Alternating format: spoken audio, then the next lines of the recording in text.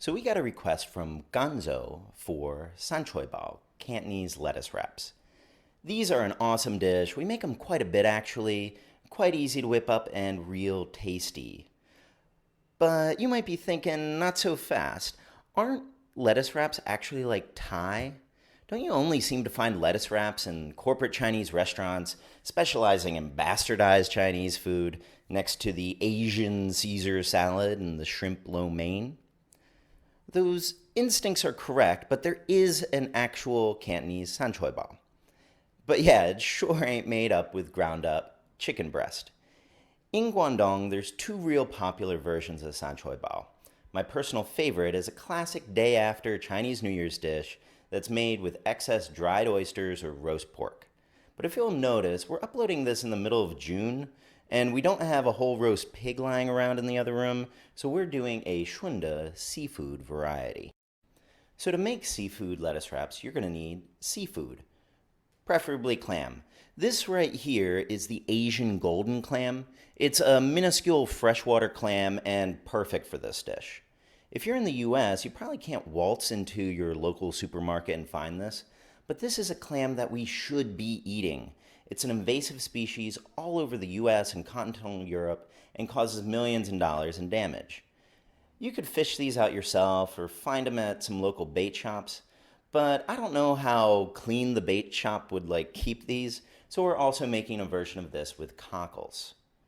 We usually buy clams pre-prepped from the market, but if you're working with the clams themselves, first thing that you gotta do is boil them. After about a minute or so, you'll be able to shake them around and the clams themselves will float to the top. If you scoop them out and dried them under sunlight for a day, they'll end up looking like this. If you're working with cockles, after a nice bath in salt and cornstarch, boil the cockles for a couple minutes.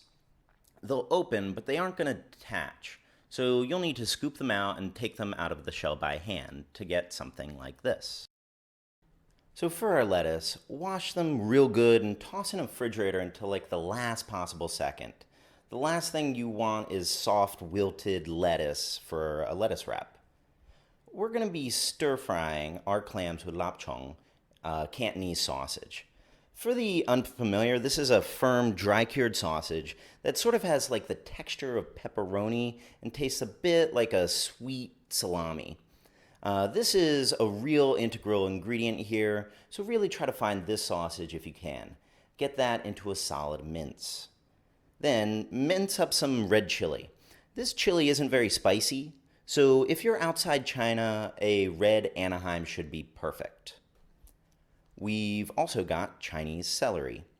Chinese celery is an awesome ingredient, real common aromatic in Chinese cooking. It's a bit more assertive of a flavor than Western celery, but you could use the standard Western celery in a pinch. Just give that a good mince. Last ingredient, cut up the white part of the green onion into a good mince like this.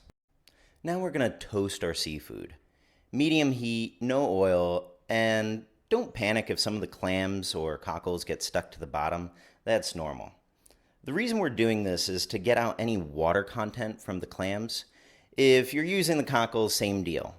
Anything that has the potential to release water during the stir fry has the potential to muff up the whole process.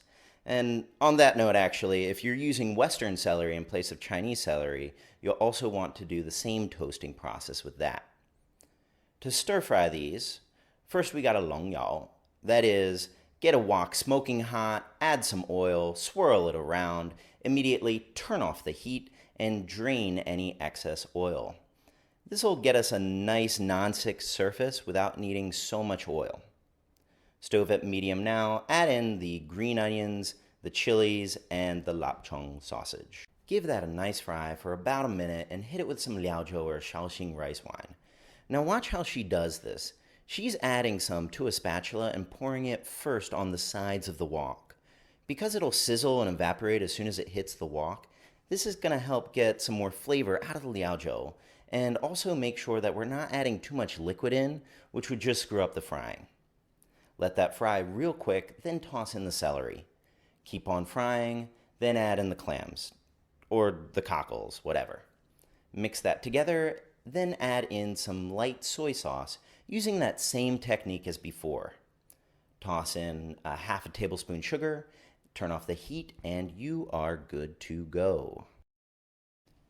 Now, San Choy Bau is a tough dish to get a good looking money shot with, so let's just jump in and show you how to eat these guys. Take your lettuce and smear some hoisin on it, then add your filling. We didn't have any here, but a little rice is also pretty awesome. Wrap your lettuce into a nice package and impress all your friends with just how elegantly you can shovel this into your mouth. Hope you give this a go. It's real easy and a perfect smaller dish for a big meal. As always, there's a link to a Reddit post with a detailed recipe in the description, and subscribe for more Chinese cooking videos. Next week, we got some Sichuan Laziji spicy chicken coming up.